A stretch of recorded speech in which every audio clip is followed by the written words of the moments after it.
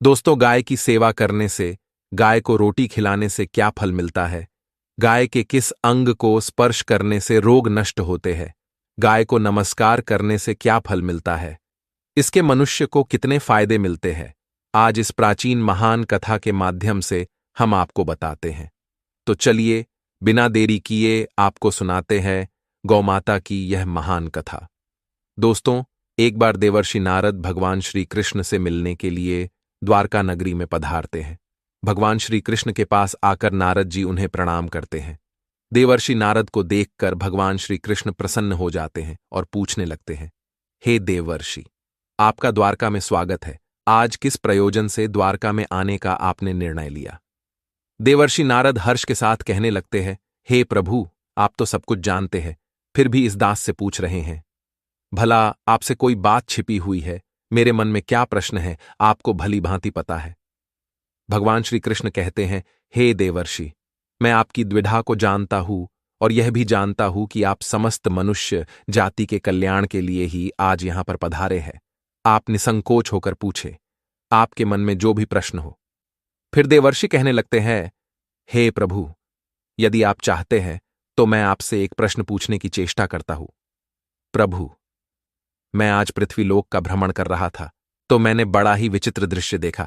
मैंने देखा कि कुछ दुष्ट मनुष्य गायों को मार रहे थे, वहीं दूसरी ओर कुछ मनुष्य गायों की पूजा भी कर रहे थे।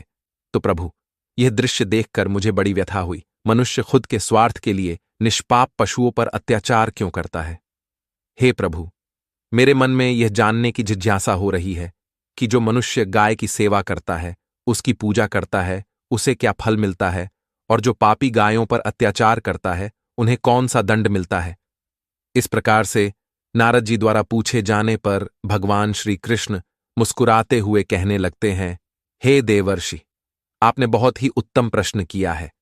जो गायों को कष्ट देता है, उसे तो उसके पाप कर्मों के लिए नरक में दंड अवश्य मिलता है, किंतु जो गायों की सेवा करता है, उन्हें उत्तम लोकों की प्राप्ति होती है।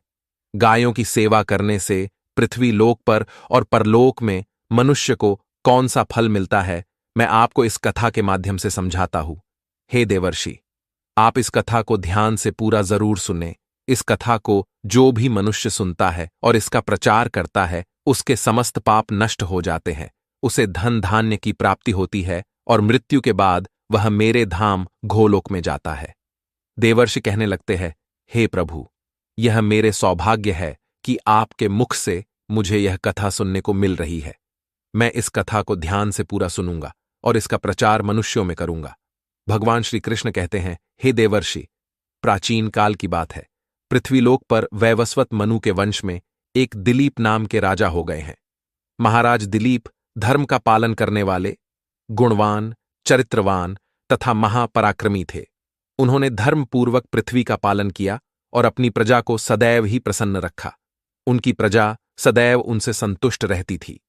मगध देश की राजकुमारी सुदक्षिणा महाराज दिलीप की पत्नी थी। महाराज दिलीप और महारानी सुदक्षिणा बड़ी ही प्रसन्नता से रहने लगे थे, किंतु अनेक वर्ष बीत जाने के बाद भी महारानी के गर्भ से कोई संतान नहीं हुई। तब महाराज दिलीप एकांत में बैठकर सोचने लगे कि मैंने कभी कोई पाप नहीं किया है और मैंने सदैव ही धर्म के मार्ग पर चलकर ही सभी कार्य किए हैं, फिर भी मेरे किस दोष के कारण मुझे संतान प्राप्ति नहीं हो रही है। इतना सोचकर वे बहुत चिंतित हो गए। फिर उनके मन में एक विचार आया कि इस समस्या का समाधान केवल गुरु वशिष्ठ जी ही कर सकते हैं। वे ही मुझे मेरे दोष के बारे में बताएंगे और पुत्र प्राप्ति के लिए कोई उपाय बताएंगे। इतना सोचकर महाराज दिलीप अपनी पत्नी के साथ गुरु वशिष्ठ जी के आश्रम पर पहुंच गए। आश्रम पर वशिष्ठ जी नित्य कर्म, ध्यान आदि कार्य समाप्त करके अपनी पत्नी अरुंधति के साथ बैठे हुए थे। उसी समय महाराज दिलीप रानी के साथ उनके पास जाते हैं और उनका दर्शन करते हैं। वशिष्ठ जी ने महाराज दिलीप का स्वागत किया और उनकी पत्नी अरुंधति ने महारानी का स्वागत किया और उनका कुशल मंगल पूछते हुए उन्हें आशीर्वाद दिया। वशिष्ठ जी महाराज दिलीप से कहने लगे, हे राजन, सब कुशल मंगल तो है ना? आप और महारानी का आज अचानक वन में मेरी कुटियाओं में पधारने का क्या प्रयोजन है?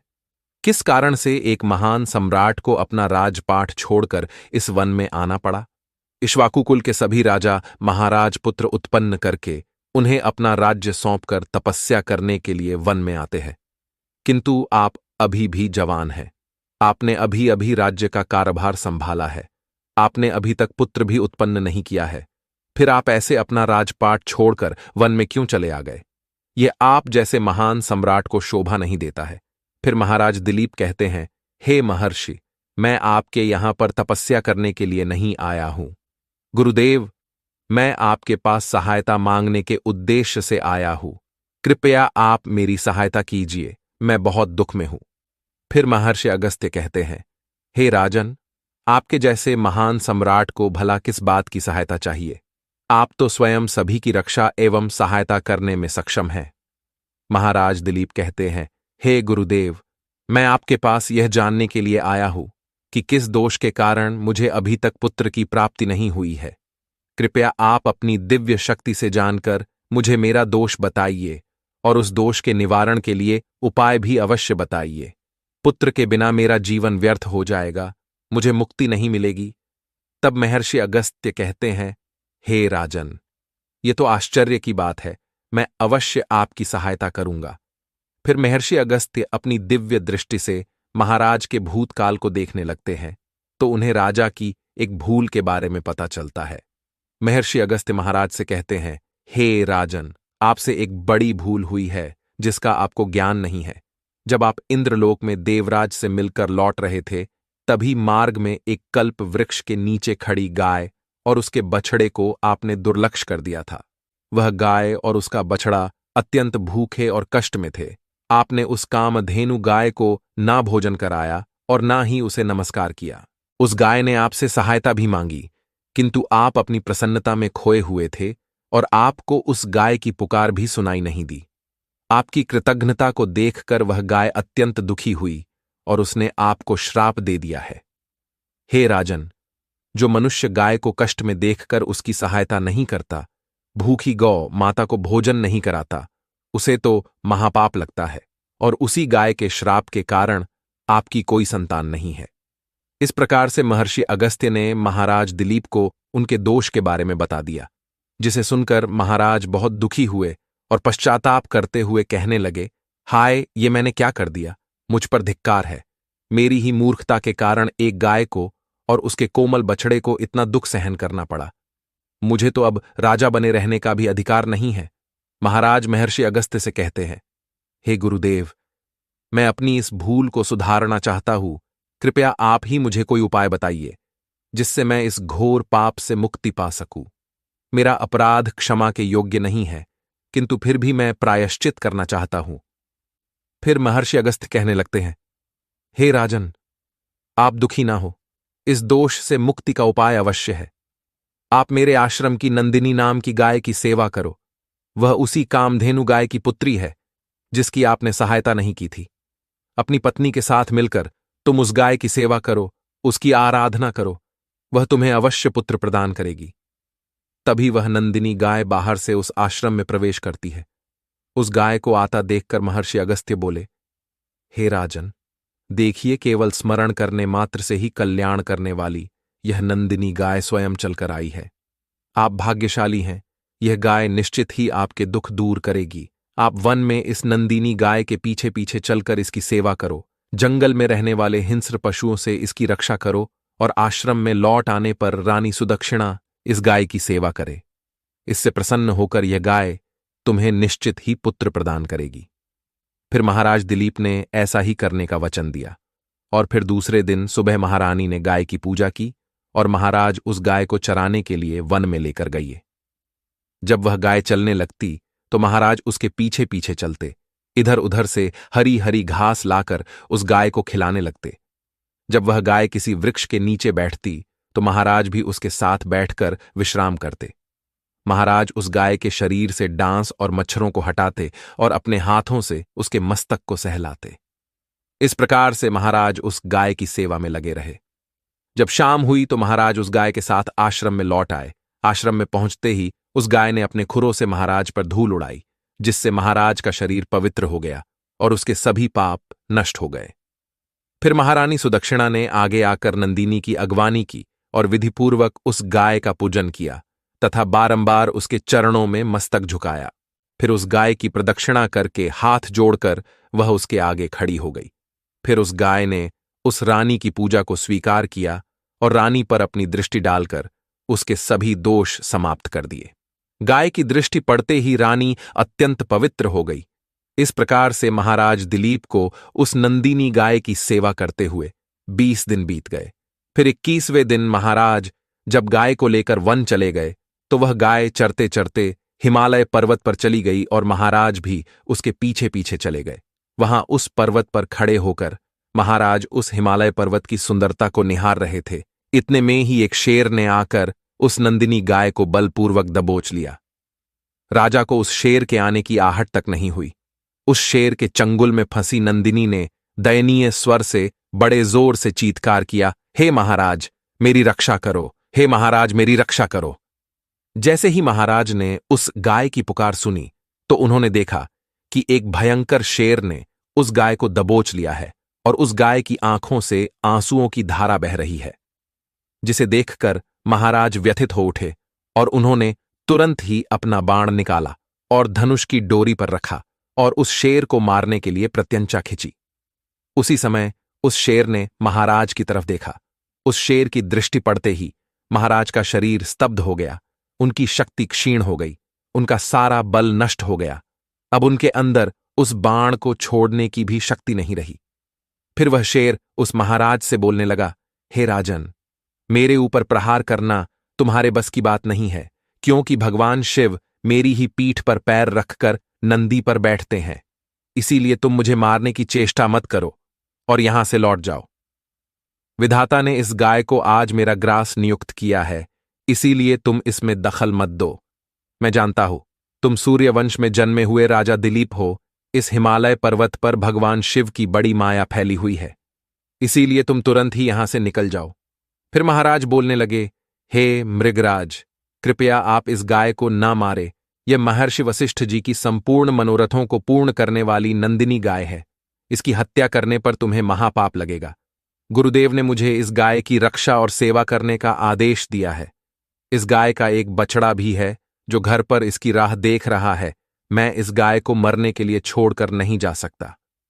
तुम भगवान शिव के सेवक हो, इसीलिए तुम्हारे हाथ से इस गाय को छुड़ाना मेरे लिए असंभव है। इसीलिए हे मृगराज, मेरी आपसे विनती है कि आप इस गाय को जीवनदान दो। इस गाय के बदले में मैं तुम्हें अपना शरीर समर्पित करता हूं, जिससे तुम्हारी भूख भी शांत हो जाएगी और इस गाय की रक्षा भी हो जाएगी और मेरे वचन का पालन भी हो जाएगा।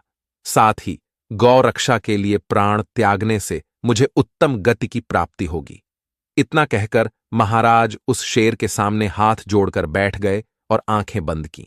फिर अचानक से उस राजा के कानों में स्वर पड़े, बेटा उठो, मैं तुम्हारी सेवा से अत्यंत प्रसन्न हूं। यह सुनकर महाराज उठ खड़े हुए और उन्होंने अपने सामने उस गाय को देखा और वह शेर कहीं दिखाई नहीं दे रहा था। तब वह नंदिनी गाय राजा दिलीप से कहने लगी, हे राजन, मैंने ही अपनी माया से शेर का रूप धारण करके तुम्हारी परीक्षा ली है। यमराज भी मुझे पकड़ने का विचार नहीं कर सकते। मेरी रक्षा के लिए तुम अपने प्राण देने के लिए तैयार थे, इसीलिए मैं तुम पर बहुत प्रसन्न हूं। अब तुम मुझे वरदान मांगो, जो तुम्हारी मनोकामना है वह कहो, मैं अवश्य पूर्ण करूंगी। महाराज दिलीप कहते हैं, हे गौ माता, मेरे मन में जो इच्छा है आप वह अवश्य जानती होंगी। कृपया मुझे पुत्र प्रदान कीजिए, मेरी यही कामना है। फिर उस नंदिनी गाय ने कहा, हे बेटा, तुम पत्ते के द्रोण में मेरा दूध लेकर उसका पान करो। इससे तुम्हें अत्यंत बुद्धिमान और गुणवान पुत्र की प्राप्ति होगी। महाराज दिलीप कहने लगे, हे माता, इस समय पर मैं आपके मधुर वचन सुनकर ही तृप्त हो चुका हूं। अब आप मेरे साथ आश्रम पर चलिए और मैं आपकी पूजा आराधना करके तथा मेरे अनुष्ठान को पूरा करके आपके अमृत समान दूध का पान करता हूं। उसके बाद महाराज दिलीप उस गाय को लेकर आश्रम चले गए। आश्रम में पहुंचने पर महारानी सुदक्षिणा ने आगे आकर उस गाय का पूजन किया। तब उस गाय ने कहा, हे महारानी, आप मेरी पीठ को स्पर्श करें, इससे आपको अत्यंत गुणवान, बलवान और विद्वान पुत्र की प्राप्ति होगी। फिर महारानी ने गाय की पीठ को स्पर्श किया। महाराज और महारानी ने उस गाय की विधिवत पूजा आराधना की और उनके अमृत के समान दूध को प्रसाद समझकर ग्रहण किया। उन दोनों की प्रसन्नता देखकर महर्षि वशिष्ठ कहने लगे, हे राजन, अब यह गाय तुम दोनों पर प्रसन्न है, तुम्हारी मनोकामना अवश्य पूर्ण होगी। जो भी मनुष्य गाय की सेवा करता है, उसे भोजन कराता है, उसकी प्रदक्षिणा करता है, उसके सभी मनोरथ सफल होते हैं। जो भी गाय की रक्षा करता है, उसकी कभी दुर्गति नहीं होती है। मृत्यु के बाद वह गोलोक में जाता है और भगवान श्री कृष्ण के साक्षात दर्शन करने का सौभाग्य उसे प्राप्त होता है।